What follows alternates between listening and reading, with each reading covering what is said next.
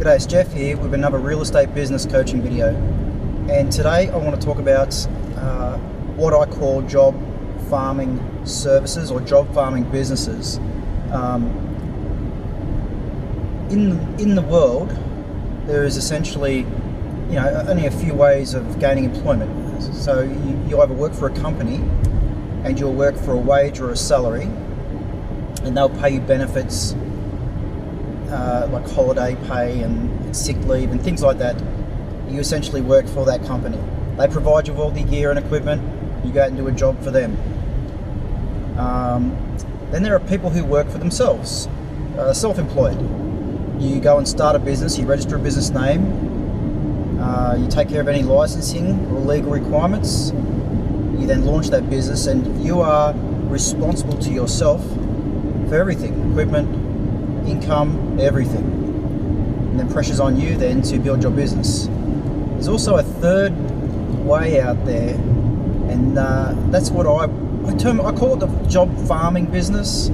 I don't know if there's a better name for it. If there is and someone knows, feel free to tell me in the comments below what the name of these businesses are. But essentially, they are businesses that provide jobs for photographers who themselves are their own business. So the photographers work as contractors. So you're not an employee of the company. You don't get paid benefits or a wage. All you get paid for is a contract price per job. They might tell you you get X amount per property to take photographs, X amount to do a video, or X amount to do a floor plan, or whatever it is. And then you go and do the job, you submit your invoice, and they pay you.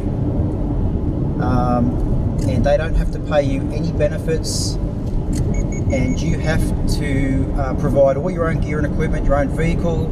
You have to be a registered business. And in Australia, I don't know about the rest of the world, but in Australia, if you're going to work as a contractor, you can't work solely for one company. That classes you as an employee, and in that case, that company can actually get fined by the Australian Taxation Office, or I think by the ACCC anyway, one of them, but it doesn't matter. So if you're working as a contractor, the idea is you're a legal contractor if you work for more than one business at least. So these job farming businesses, that's essentially what I want to talk about today.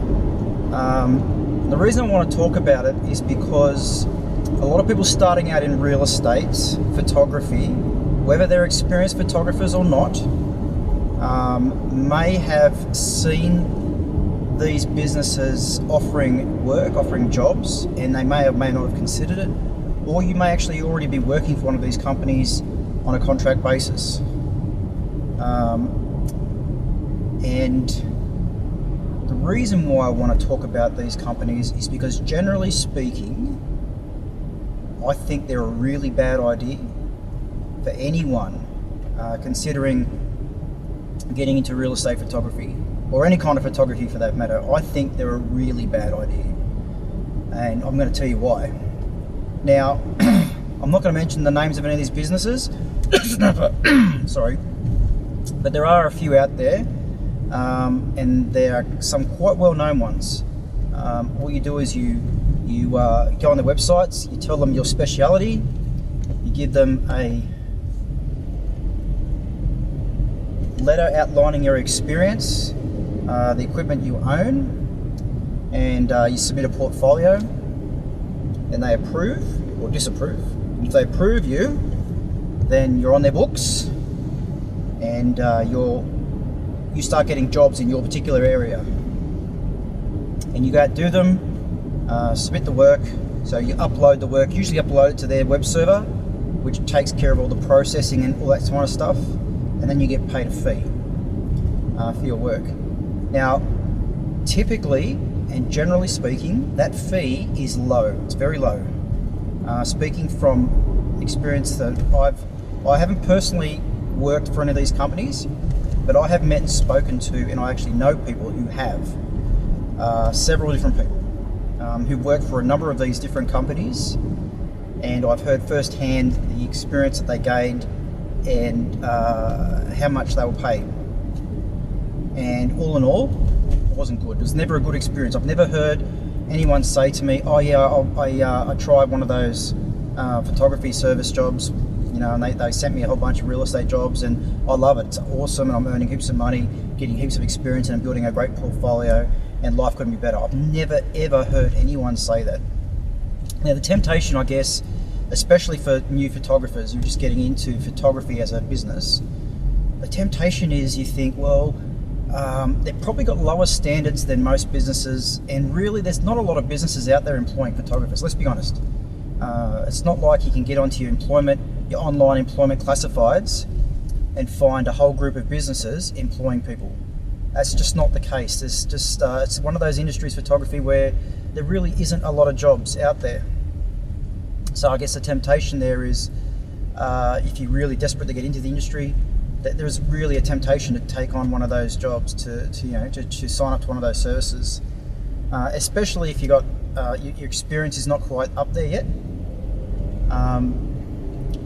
and you probably feel that you'll be able to get a job with a company like that, with a basic portfolio and a basic equipment list.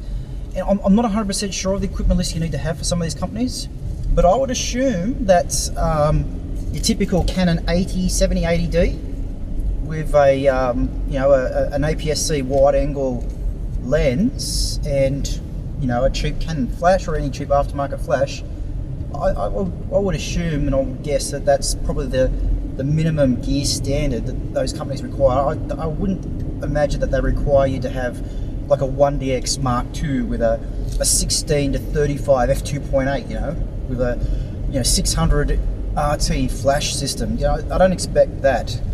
I expect the standards would probably be a lot lower, so they'd be more attractive to people just starting out. I think that's the marketing tactic of those businesses.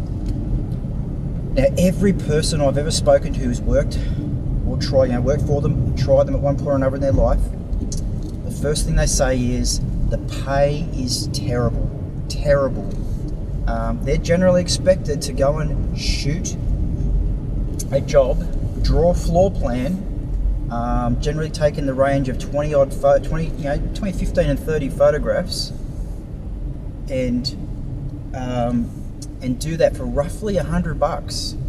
You're talking roughly $100, which is really not very good money, considering you're the one who has to buy a car or maintain a vehicle expenses, your own gear and equipment, and all the expenses that come with running a business, such as having, there's lots of little things that you don't think of initially when you're starting a business. It's incredible how many silly little expenses there are on a monthly basis. Mobile phone and accounting software,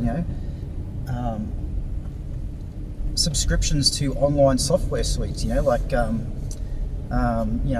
Microsoft, your Word and your Outlook, and then you got Adobe, which is a rip-off, and all that stuff adds up. And $100 a job for you to go out and do 20 to 30 photographs and draw a floor plan, to spend upwards of 2 hours at a property, and then another hours traveling and running your own business, it's just not enough money. It's not worth it. And every single person I've spoken to has said the same thing. It's just not worth it. They don't pay you enough money, and generally speaking, they seem to prey on people. And I use the word prey on them, all right? They seem to prey on people who are inexperienced, new, not so confident, a bit desperate to get into the photographic industry. And there's a reason for that. They want money. So someone at one point or another has thought of this great business idea. Hey, let's start a business where we do real estate photography, because that's easy. It's easy, And instead of employing photographers, because that would cost us wages, and then we'd have to pay superannuation, we'd have to pay holiday leave, sick leave, benefits, petrol allowance, gear allowance, and that would cost us a fortune. And real estate agents don't want to pay that much money, which is rubbish. These businesses think to themselves, well, we could just farm our work out to contractors. That way we could make 50, 60% of the job price and not have to pay a single cent in any kind of benefits, and just pay a minimal contract fee that person should be honoured to receive from us. That's essentially, I think, how they work, generally speaking, okay? I'm going to keep saying that, generally speaking, because I'm sure there's probably someone out there who's worked for one of these companies and had a great experience, all right? And you may get on this, see this video and comment and say, hey, that wasn't my experience. And that's fair enough. Look, maybe there's a company out there who does a good job, but honestly, I doubt it. Now, another reason why you shouldn't get involved in these companies, why you shouldn't consider it, is it's no way to build a portfolio. You're just simply not going to have a portfolio. If you're working for one of these companies, you're essentially taking photos for them. The photos are theirs, they belong to the company you work for. They're not your photos. They're not legally able to be used in your portfolio. And to be honest, when you're working for a cheap price, look, you're going to go for speed over precision. You're going to get in there and try and shoot as quickly as you can and get the jobs done as quickly as you can. You're not going to take your time to really nice photos, complex lighting. No. You're going to get in and out of there as quick as you can. You're not going to have photos that are going to, develop into a great portfolio, simply because of that price point and the pressure on you to get things done quickly at a cheap price. And they're not yours anyway. They're not your photos. You're not building a portfolio for yourself. So you're really not building any kind of portfolio of photos that you can use down the track to launch your own business. It's not really a way to do that. If you want to build a portfolio for your business, go out and shoot jobs for yourself. Then you have control over your photos. Then you can take time with your photos, do really nice images, put together a really nice portfolio. It's just not going to happen with one of those companies. So number one, they don't pay well. They never pay well. And the whole basis for those companies, the whole business plan for those companies is to make as much money as they can for themselves and pay as little as they can in benefits and everything else to the photographer. They want money. So essentially they want to get rich. And they do, they get rich. The owners of these companies are quite wealthy. They end up owning big homes, oceanfront properties, they end up owning nice cars, and all at your expense. All at the expense of the contract photographers who slave away on very cheap wages with no benefits. And it's all legal. Unfortunately, it's all legal because the onus is on the photographer to make sure that they're a legal contractor in a lot of cases, and they get away with it. They just get away with it. And in my mind, it's simply a form of exploitation. Why submit yourself to exploitation? Why be exploited by someone who wants to get rich off you? That's essentially what those companies do, I think. They exploit people. And I don't know, that's a strong word, a strong language, They prey on people, they exploit people. I'm using strong language. I'm using strong language deliberately because I really think they do. I really think it's a form of exploitation. And you know what? I think you can draw parallels between working life in the late 1800s, the 19th century. The end of the 19th century, working conditions in most Western industrializing countries weren't that good. People worked for slave wages, and the only people getting rich were the business owners. These are the days before unions, and that's kind of what these businesses are like. They're like businesses that operated 150 years ago and took advantage of people to make themselves rich, to line their own pockets. That's the second, there's the first two reasons why you shouldn't. You're not going to get your own portfolio, you're just making someone else rich, you're not going to make enough money. Also, by participating in one of these companies, by working for them, you're just keeping them alive. Honestly, you're keeping them alive. If you really want to get into real estate photography, trust me, you don't have to work for one of those companies. You can do it yourself. If you can build your own portfolio, put together pricing, put together a list of services. If you can take photos, if you have the gear, you have the skills, then you can start your own business. You don't have to go through the process of working for one of those companies. You can just go straight at yourself, get straight into business yourself, and never look back. Never look back. And you know, business in the beginning is tough. Yeah, sure, when you work for yourself, in the beginning it's tough. It takes time to get your first good client. It takes time before you start earning a steady income. Now maybe you might want to consider working for one of those farming companies on the side while you build up your own client portfolio. Look, I'm not going to begrudge anyone that. You know, if you need money, you need money. I personally don't encourage it. I wouldn't encourage it. But look, if you need money, you need money. But trust me, when you get the momentum going in your own business and you've got happy agents, they love what you do, you're building relationships with them, your business grows, your income grows, your reputation grows. It's a slow process, all right? It doesn't happen overnight. Look, there's some flash photographers out there, it seems to happen overnight for them. For everyone else, for the other 99% of people, yeah, it's a slow process, you know. But over time, you build that business up, and that's a satisfying thing, and it's all in your hands. It's all in your control. It's all in your power. Then you have all the work, but you gain all the income. You gain all the benefit from that work. No one's making money off your back. So pretty much that's pretty much about what I want to talk about. These photo farming business, job farming companies. I'm not sure what you call them, but I don't like them. I don't like the presence of these companies in the marketplace. But you know, like there's a it's not illegal to run one of those businesses, so you know there's a place for everyone in the marketplace, I guess. But I certainly don't encourage it. The fact that there's a few of them, and the fact that they tend to be one of the only options for people to get into real estate and start shooting jobs straight away is a sad thing. That's not good.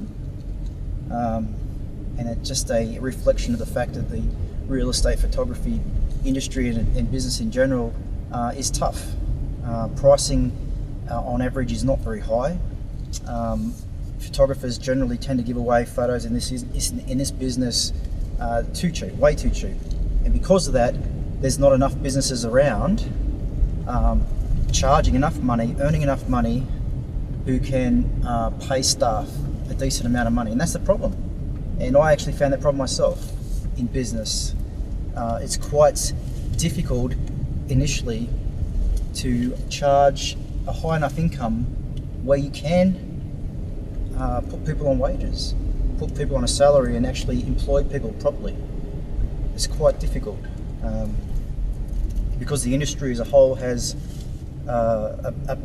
just a culture of price cutting, price competition, and too many photographers who've just given away their income, just giving in to demands for cheap photography, and it's damages the industry as a whole. So if you can avoid them. If you want to get into business yourself and you can't find a job working for a company for a decent wage, for a decent remuneration, and you want to start a business yourself, I encourage you to do it. It's hard work, it's rewarding, patience is required. You need to have some kind of savings. You need to be able to live while you're building that business up. So you need to have savings, or you need to have a partner who is also working, and you need to be in a life position where you can afford to do that, obviously. But in the end, you're in control of yourself, and you get to build a business yourself. You get to reap the rewards and the benefits of that, and you can go home and take pride in the fact that you've built yourself a successful business, and it's a great thing. It's a great thing. Anyway, that's all I want to speak about today, and I'll see you in the next video.